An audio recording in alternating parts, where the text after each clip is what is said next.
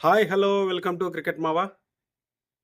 RR versus RCB చాలా interesting match. ఎందుకంటే ఇరు జట్లకి ఓటమి లేదు. వాళ్ళు 3 విక్టరీస్తో టాప్లో ఉన్నారు. ఆ తర్వాత రాయల్ ఛాలెంజర్స్ బెంగళూరు 2 విక్టరీస్తో వాళ్ళు సెకండ్ ప్లేస్లో ఉన్నారు.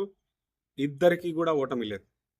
మొదటి పంచ్ ఎవరికి పడుతుంది, అదేవిధంగా మొదటి ఓటమి ఆర్ఆర్కా లేకపోతే ఆర్సీబీకా అన్న రీతిలో ఈ మ్యాచ్ చాలా ఇంట్రెస్టింగ్గా ఉంటుంది. ఎందుకంటే వైభవ్ సూర్యవంశీ అనే కుర్రాడు అటు చెన్నై పైన అదేవిధంగా ముంబై పైన ధారాళంగా చాలా దారుణంగా బౌలర్లను చితక బాదిన సమయంలో ఆర్సీబీ పైన కింగ్ కోహ్లీ ఉన్న టీం పైన ఎలా ఆడతాడు, ఆర్సీబీ పైన అసలు ఈ వైభవ్ సూర్యవంశీ అనే చిచ్చరపిడుగు ఎలా ఆడతాడు, ఆ ఫైర్ ఎలా ఉంటుంది అనే ఇంట్రెస్టింగ్ చాలా చాలా మందికి ఇంట్రెస్టింగ్గా ఉంది. ఎందుకంటే అటు చెన్నైని అదేవిధంగా ముంబైని ఇరు జట్లని కూడా శుభ్రంగా బాదాడు కాబట్టి ఇక్కడ ఆర్సీబీ లాంటి ఫ్యాన్ బేస్ ఎక్కువగా ఉన్న టీంని కూడా ఎలా ఆడతాడు, ఎలా ఫేస్ చేయబోతున్నాడు, అసలు భువనేశ్వర్ కుమార్ కానీ డఫీ కానీ ఎలా కట్టడి చేయబోతున్నారు సూర్యవంశిని అనే ఇంట్రెస్టింగ్ విషయం అయితే ఈ మ్యాచ్లో ఉంటుంది. అదేవిధంగా ఇరు జట్లకి ఓటమి అనేది లేదు. మొదటి ఓటమి ఎవరికి రాబోతుంది. లాస్ట్ మ్యాచ్లో ఆర్సీబీ వాళ్ళ యొక్క middle order batter team David చేసిన విధ్వంసం అనేది చెన్నై సూపర్ కింగ్స్ మీద మామూలు స్థాయిలో లేదు. అదే స్థాయిలో ఇక్కడ హిట్టింగ్ అయితే రాబోతుంది. రాజస్థాన్కి హోమ్ గ్రౌండ్, ఆర్సీబీ వాళ్ళ హోమ్ గ్రౌండ్ నుంచి బయటికి వచ్చి అవే మ్యాచెస్ ఆడుతుంది, హోమ్ మ్యాచెస్ కాకుండా. మరి ఇక్కడ ఏం జరగబోతుంది? రాజస్థాన్ రాయల్స్ విషయానికి తీసుకొస్తే వాళ్ళు ఆడిన ప్రతి మ్యాచ్లో, వాళ్ళు గెలిచిన 3 మ్యాచ్లో వాళ్ళ బౌలింగ్ అనేది చాలా బెటర్గా పర్ఫార్మెన్స్ చేసింది మిగతా టీమ్స్ కంటే కూడా. ఎందుకంటే వాళ్ళ బౌలింగ్ స్క్వాడ్ చూడండి, Jofra Archer, Sandeep Sharma, Nandre Burger, అవసరమైనప్పుడు వాళ్ళ స్పిన్లో రవి బిష్ణోయ్ రూపంలో ఒక మంచి బౌలర్ ఉన్నాడు. వీళ్ళకింత మంచి బౌలింగ్ పడుతున్న తరుణంలో ఇంకా తుషార దేశపాండే ఇంకొక ఎక్స్ట్రా బౌలర్ కూడా ఉన్నాడు వీళ్ళకి డెత్ ఓవర్స్లో. ఇంత మంచి బౌలింగ్ సెటప్ ఉన్నప్పుడు వాళ్ళ బ్యాటర్స్ ఏమాత్రం కాంట్రిబ్యూషన్ చేసినా బౌలర్స్ కట్టడి చేయడానికి అవకాశం ఉంటుంది. అదే కూడా వీళ్ళు రిపీట్ చేస్తున్నారు. కొన్ని మ్యాచెస్లో 200+ స్కోర్ పోయినా, కొన్ని మ్యాచెస్లో 170, 160 స్కోర్ పోయినా వీళ్ళ బౌలర్స్ కట్టడి చేయగలుగుతుర్రు అంటే వాళ్ళ బౌలింగ్ సెటప్ ఎలా ఉందో చూడండి. జోఫ్రా ఆర్చర్ చాలా తక్కువ ఎకనామీ రేట్తో స్టార్టింగ్లో ఇబ్బంది పెడుతున్నాడు, వికెట్స్ తీస్తున్నాడు. Sandeep Sharma yorkers, variations, slow balls వీటితో ఇబ్బంది పెడుతున్నాడు, ఎకనామీ రేట్ చాలా తక్కువగా ఉంది, తక్కువ పరుగులు ఇస్తున్నాడు.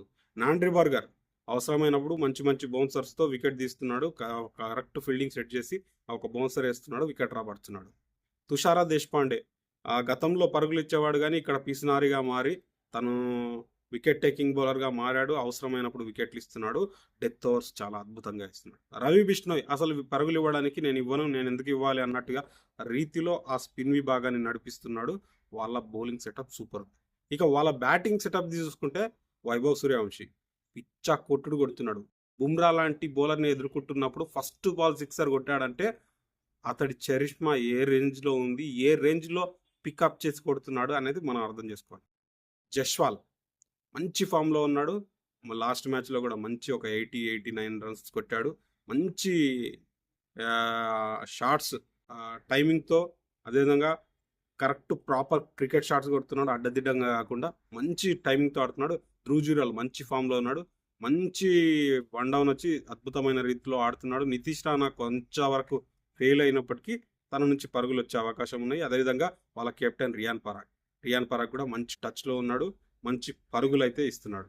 ఇక వాళ్ళకి బ్యాటింగ్ విభాగంలో ప్రాబ్లం లేదు, బౌలింగ్ విభాగంలో ప్రాబ్లం లేదు. ఇక్కడ ప్రాబ్లం అంతా అసలు ఓటమి అనే లేదని ఆర్సీబీతోనే వీళ్ళకి ఇప్పుడు ప్రాబ్లం. ఎందుకంటే ఆర్సీబీ కూడా మంచి ఫామ్లో ఉంది, వాళ్ళ బౌలింగ్ సెటప్ కూడా రాజస్థాన్ అంతా కాకపోయినా కాస్త బెటర్గానే ఉంది. ఎందుకంటే భువనేశ్వర్ కుమార్, డఫీ వాళ్లకు వీలైనంత వరకు మంచి బౌలింగ్ చేస్తున్నారు, మంచి వికెట్స్ కూడా ఇస్తూ ఉన్నారు. కాబట్టి వాళ్ళు మంగేష్ యాదవ్తో పోతారా లేకపోతే ఇంకొక బౌలర్తో పోతారా కానీ బెటర్గానే ఉంది.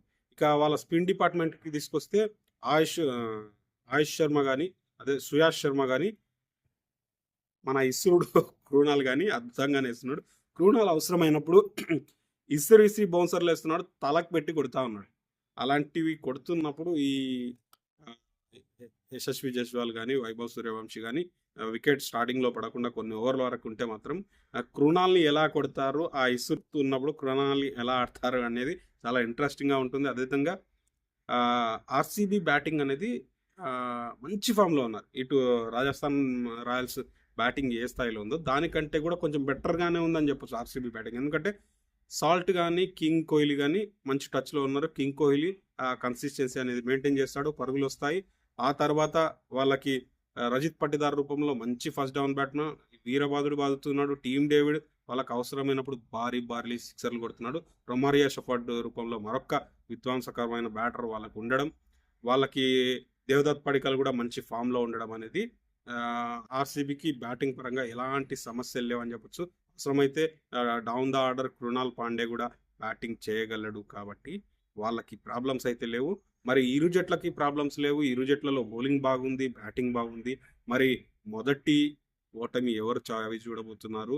అసలు ఈ కుర్రాడు వైభవ్ సూర్యవంశీ సూర్య తేజంలాగా ఎలా వెలగబోతున్నాడు? ఎందుకంటే ముంబై, చెన్నై మీద కొట్టిన తర్వాత ఆ కాన్సంట్రేషన్ అంతా కూడా ఈ అబ్బాయి ఆర్‌సీబీని ఎలా డిఫెండ్ చేస్తాడు? ఆర్‌సీబీ పైన ఎలా ఆడతాడనేది చాలా ఇంట్రెస్టింగ్‌గా ఉండబోతుంది కాబట్టి మరి చూద్దాం ఈ బ్యాటిల్‌లో మొదటి ఓటమి అనేది ఎవరికి ఏర్పడుతుంది? అదేవిధంగా మొదటి పంచ్ ఎవరికి గట్టిగా పడుతుందనేది. మరి ఈ వీడియో గురించి మీరేమనుకుంటున్నారో లైక్ చేయండి, కామెంట్ చేయండి, షేర్ చేయండి.